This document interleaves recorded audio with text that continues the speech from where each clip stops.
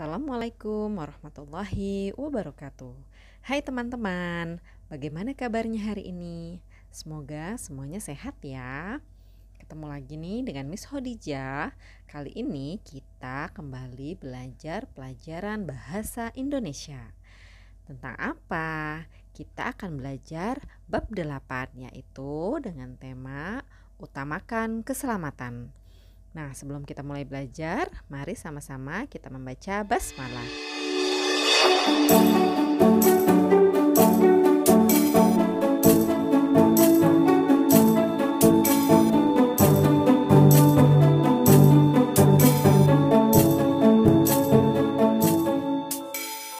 Utamakan keselamatan.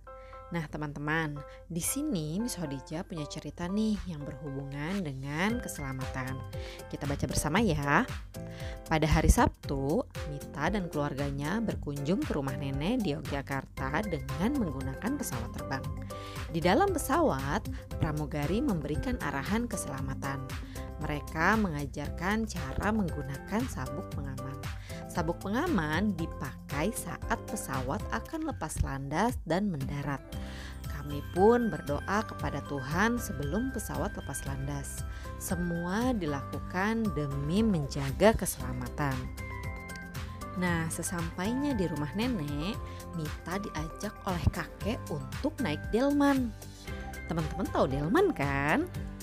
Ya, delman adalah salah satu kendaraan tradisional yang ada di Indonesia yang menggunakan tenaga kuda. Apakah teman-teman pernah naik delman? Bila iya, yuk kita nyanyikan bersama lagu Naik Delman ciptaan dari Ibu Sud. Teman-teman pasti pernah mendengar lagu ini. Mari kita bernyanyi bersama.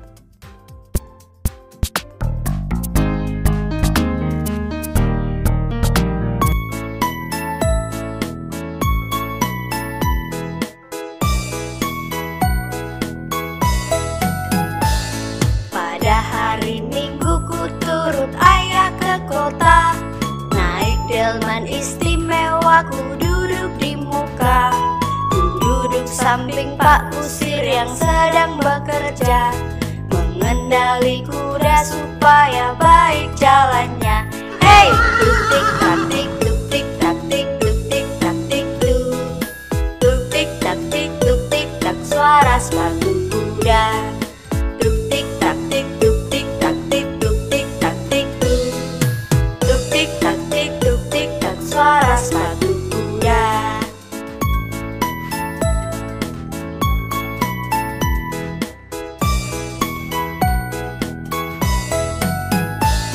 Pada hari Minggu ku turut ayah ke kota. Naik delman istimewa, ku duduk di muka. Ku duduk samping Pak Kusir yang sedang bekerja, mengendali kuda supaya baik jalannya. Hey, tuk-tik tak-tik, tuk-tik tak-tik, tuk-tik tak-tik tuk. Tuk-tik tak-tik, tuk-tik tak, suara sepatu kuda. Tuk-tik tak-tik, tuk-tik tak-tik, tuk-tik tak-tik tuk. Tuk-tik tak-tik, tuk-tik tak, suara sepatu kuda. Oke teman-teman, setelah kita bernyanyi, kita kembali lagi pada materi keselamatan. Nah, Miss Khadijah mau kembali membahas cerita Mita pada saat berangkat ke rumah nenek. Coba teman-teman perhatikan cerita di sini, ada beberapa huruf yang memiliki tanda berwarna kuning. Kenapa ya diberi tanda? Huruf apakah itu? Adakah yang bisa menjawab? Ya, itu adalah huruf kapital. Di sini siapakah yang masih ingat tentang penggunaan huruf kapital, tanda titik, dan juga tanda tanya? Oke, kalau masih pada ingat, kita ulang kembali yuk. Kita akan bahas satu persatu. Kita mulai dari huruf kapital. Nah, Miss Khadijah mau tanya nih teman-teman, siapa yang masih ingat huruf kapital digunakan untuk apa saja ya? Huruf kapital yang telah kita pelajari dapat digunakan untuk 5 hal. Yang pertama, digunakan di awal kalimat. kedua digunakan untuk nama orang, ketiga digunakan untuk nama kota, keempat untuk nama hari, dan yang kelima untuk nama bulan. Nah teman-teman, sekarang ada tambahan lagi nih untuk penulisan yang menggunakan huruf kapital. Kira-kira untuk apa saja ya? Jadi huruf kapital dapat digunakan pula pada penulisan nama Tuhan dan agama. Seperti contoh berikut. Kata Tuhan atau juga Allah maka diawali dengan huruf kapital. Juga dengan agama-agama seperti Islam, Kristen, Buddha, Hindu, Konghucu. Nah, kita lihat contoh berikut. Yang pertama, sebelum berangkat sebaiknya kita berdoa kepada Tuhan. Awal kalimat dan kata Tuhan menggunakan huruf kapital.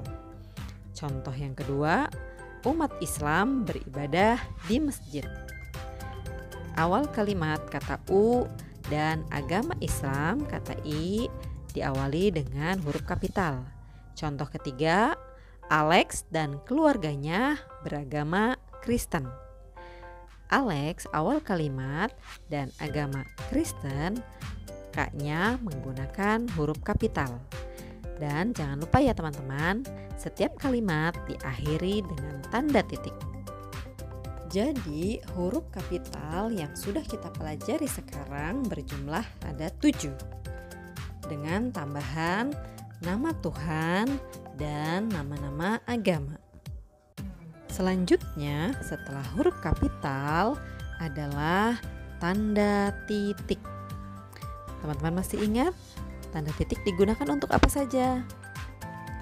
Nah, tanda titik digunakan untuk mengakhiri kalimat, tetapi tidak untuk mengakhiri kalimat tanya dan kalimat seru. Seperti apa contohnya? Mari kita lihat bersama. Kalimat pertama, Tasya bermain di taman. Kalimat tersebut diakhiri dengan tanda titik. Kalimat kedua, Tasya mainlah ke taman.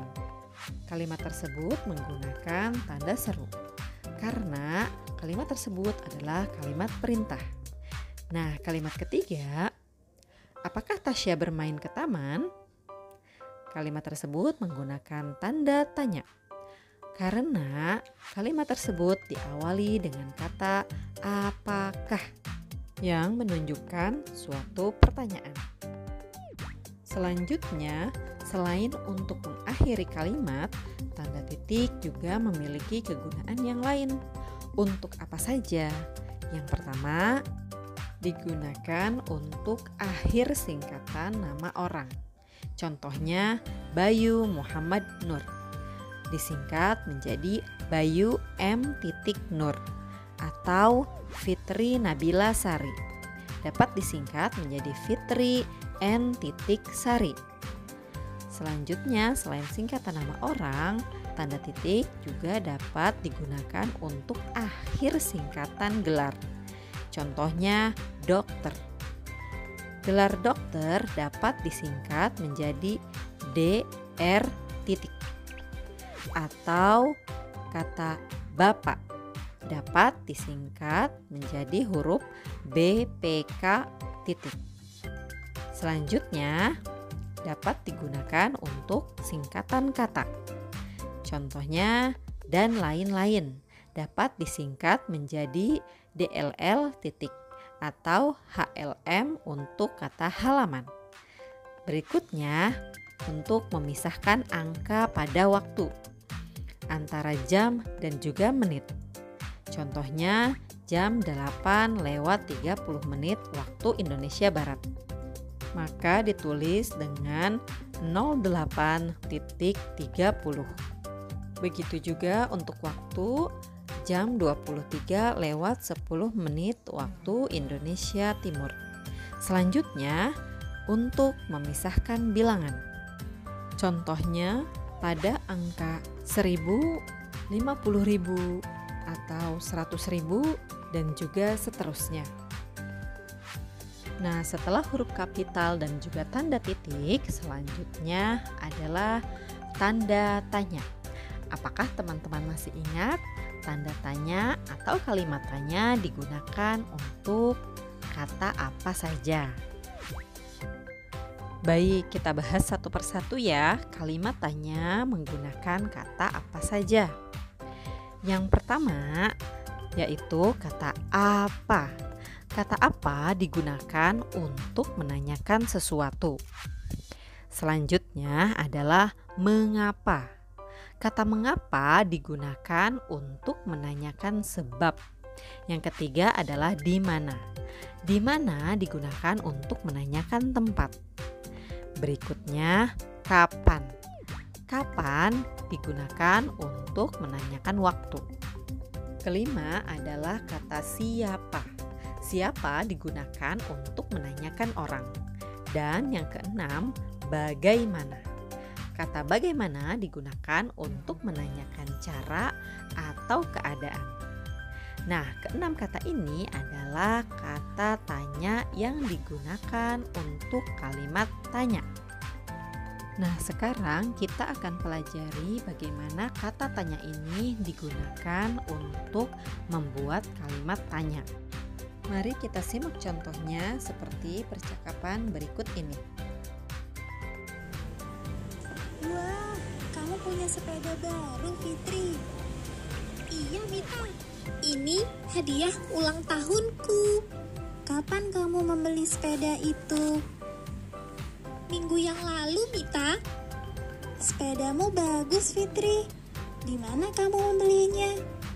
Aku membelinya di toko sepeda, Mita. Bagaimana kalau kita bermain sepeda bersama, Fitri? Tentu saja. Ayo, besok kita bersepeda bersama. Sampai jumpa besok, Fitri. Sampai jumpa besok, Mita. Itulah contoh kalimat pertanyaan yang telah teman-teman dengarkan dari percakapan tersebut. Sampai di sini, apakah teman-teman sudah paham? Apabila ada yang ingin ditanyakan, boleh tulis di kolom komentar atau hubungi Miss Khadijah. Baiklah, demikian pembelajaran bahasa Indonesia kita pada pertemuan kali ini. Tetap jaga iman dan juga jaga imun ya teman-teman. Semoga Ramadan ini kita senantiasa diberikan kesehatan dan dapat menjalankan ibadah dengan lancar. Semangat terus ya teman-teman. Sampai berjumpa lagi di pembelajaran berikutnya. Wassalamualaikum warahmatullahi wabarakatuh.